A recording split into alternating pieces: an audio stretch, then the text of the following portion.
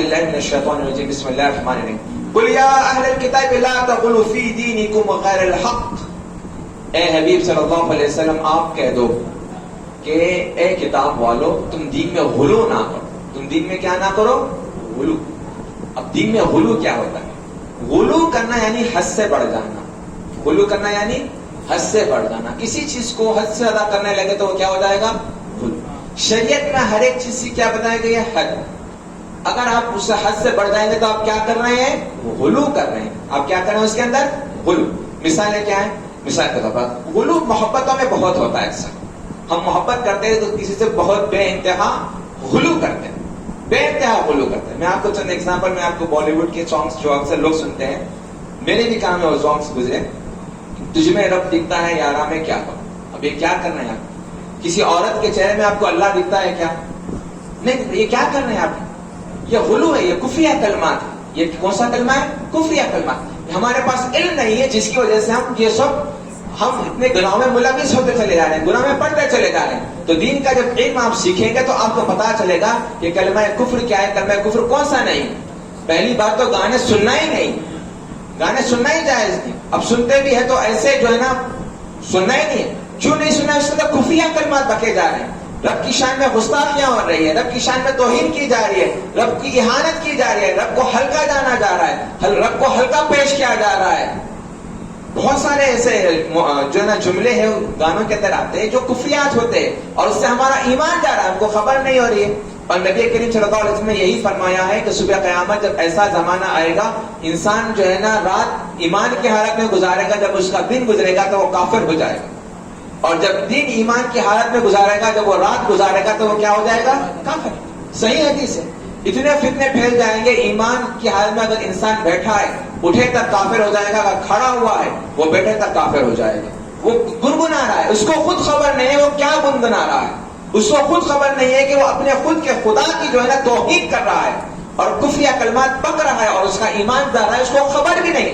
وہ مگن ہے، وہ ہیڈ فون لگا لیا، وہ گانے سن رہا ہے، بس مگن ہے، گم ہو گیا. اور بعض میں تو بھجن بھی چلتا ہے. کون سا ایپیسوڈ نہیں ہے، کون سا فلم ہے جس میں بھجن نہیں چلتا ہے. اور اگر کوئی یاد رکھ لینا، یہ اصول یاد رکھ لیجئے، اگر کہیں کفریہ چل رہا ہے، بھجن میں کیا چلتا ہے؟ جو غیر اللہ ہوتے ہیں، جو دوسرے جو ہے نا پتھر وغیرہ ہوتے ہیں، ان کی پرستش کی جاتی ہے، ان کی تعریف کی جاتی ہے، ان کے اوصاف بیان کیے جاتے ہیں. بھجن میں تو یہی چلتا ہے. اگر آپ سن کے خاموشی اختیار کر لیں گے اور اس کو دل میں برا نہیں جانیں گے تو آپ کا ایمان چلا جائے گا. چلا گیا آپ کا ایمان. اور گھروں میں تو یہ جتنے بھی ایپیسوڈز ہوتے ہیں، سیزن جو آتے ہیں، گھریلو جو سیریلز وغیرہ چلتے ہیں، اس میں آپ ابتدا کس سے ہوتی ہے؟ بیچ میں کہیں نہ کہیں تو بھجن آ جائے گا نا، چلے گا، بھجن چلے گا. اور ہم اس کو قلب کے اطمینان کے ساتھ وہ سماعت فرما رہے ہیں اور ہمارے کانوں میں وہ بھجن چل رہا ہے اور جس میں ہمارے خدا کے علاوہ کسی اور خدا کو پکارا جا رہا ہے مدد کے لیے. یہ تمہارا کفر نہیں تو اور کیا ہے. تو اس سے ہمارے ایمان کی حفاظت کرنا بے انتہا ضروری ہے. جب ایمان ہوگا تو تم صحیح سالم ہوگے. تو رب تبارک نے فرمایا کہ لا تغلوا فی دینکم، اپنے دین میں غلو نہ کرنا. بعض جنے غلو کرتے ہیں والدین کی محبت میں بھی. وہ غیر مسلمین کا شیوا ہے کہ وہ اپنے والدین کو خدا کہتے ہیں. کہتے ہیں نہیں کہتے ہیں؟ کہتے ہیں. غیر مسلمین کیا ماں باپ کو خدا کا درجہ دیتے ہیں یا خدا سے افضل درجہ دیں گے؟ وہ لوگ دیتے کہ نہیں دیتے؟ آپ نوٹس کر رہے ہوں گے یہ کفر ہے. یہ آپ کے ماں باپ جو ہے نا یہ خدا نہیں ہے. یہ آپ کے ماں باپ خدا نہیں ہے. حتیٰ کہ قرآن مجید میں یہ تک فرمایا گیا اگر تم کو تمہارے والدین کفر پہ آمدہ کرے، کفریہ کلمہ کہنے کے لیے کہے تو تمہیں نہیں چاہیے کہ ان کے طرح تم شرک کرو. ہاں ادب کرو، احترام کرو، اگرچہ آپ کے والدین مشرک کیوں نہ ہو، ادب احترام کرنا ہے. پر اگر وہ آپ کو فورس کرے تو پھر آپ کو ان کے خلاف جانا ہوگا. کیونکہ ہمارے لیے جو سب سے اہم ہے وہ دین اسلام ہے. ہمارے لیے جو سب سے اہم ہے وہ کیا ہے؟ دین اسلام ہے.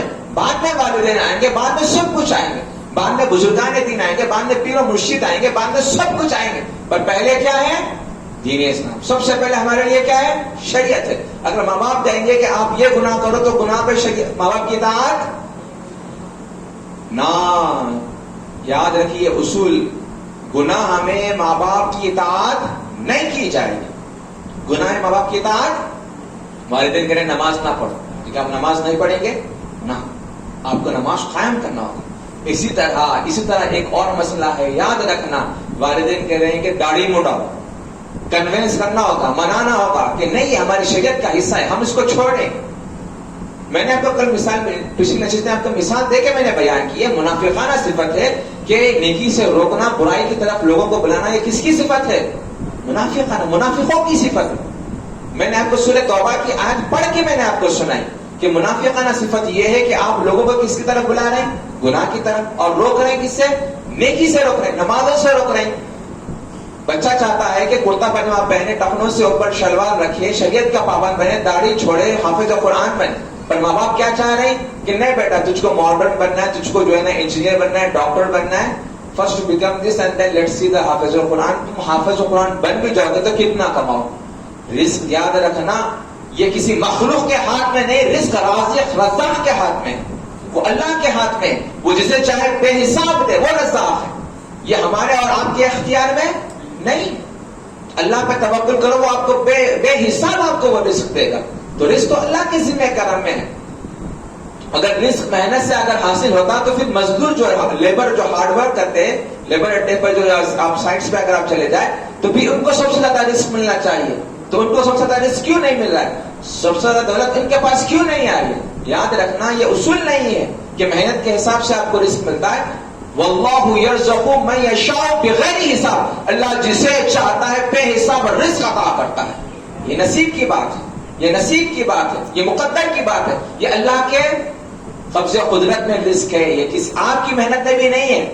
آپ کا نصیب کا رزق آپ کو مل کے رہے گا، یہ بات یاد رکھیں۔ تو انسان کو چاہیے کہ اپنے دین میں غلو نہ کرے، حتیٰ کہ اپنے پیر و مرشد کی محبت میں بھی غلو کرنا جائز نہیں ہے۔ ماں باپ کو لوگ سجدے کر رہے ہیں، سجدہ نہیں کرنا چاہیے، ہاں چوم سکتے آپ، قدم بوسی کر سکتے آپ، ہاتھ کو بھی چوم سکتے آپ، ٹھیک ہے، پر سجدے کی شکل اختیار کر کے جو ہے نا غلو محبت میں کرنا جائز نہیں۔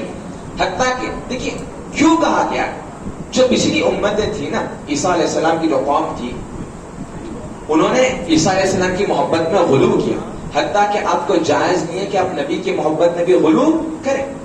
انہوں نے اتنی محبت کی، اتنی محبت کی، اتنی محبت کی، اور آخر میں کہا عیسیٰ ابن اللہ، عیسیٰ کس کا بیٹا ہے؟ اللہ کا بیٹا ہے۔ کیا اللہ کا کوئی بیٹا ہے؟ نہیں۔ کیا اللہ کے کوئی پیرنٹس ہیں؟ نہیں۔ نہ اس کے والدین ہیں، نہ اس کی بیٹا ہے، نہ اس کا بھائی ہے، نہ بہن ہے، کچھ نہیں ہے۔ اللہ الصمد، وہ بے نیاز ہے، وہ غنی ہے سب رشتوں سے، وہ غنی ہے۔ یہ مخلوق کے رشتے ہو سکتے پر خالق کے رشتے نہیں ہو سکتے۔ تو